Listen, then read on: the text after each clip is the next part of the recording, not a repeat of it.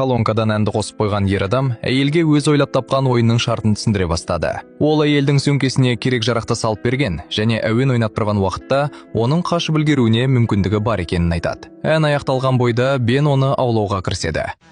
Everybody going out of their skin. See, we get to the end, but that's where we begin. You feel it? Mannequins, and we breaking the news. Breaking out, and we... Оның қалжында тұрмағанын түсінген Саша, маньяктың музыкаға мәз болып билеп тұрғанын пайдаланып, өзенге қарай тұра жүгірді.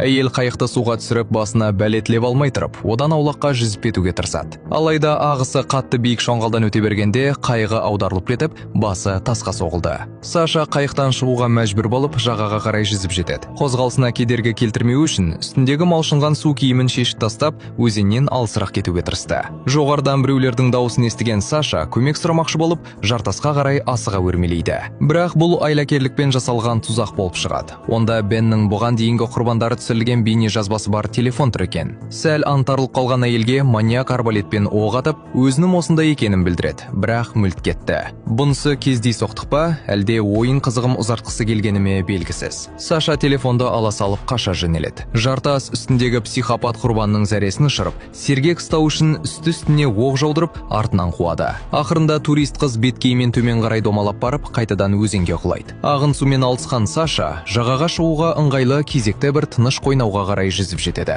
Телефонды тексеріп қарағанда, оның бұл экстремалды саяхатқа шыдас бермегенін көрді. Сөмкесін ақтарған әйел құрғақ киімдерін киіп, күш жинап алу үшін асығыс тіске басар жеп алады. Содан кейін түкке жарамсыз телефонды шетке лақтырып тастап, тас қыспақтың арасымен жүгіре жөнелді.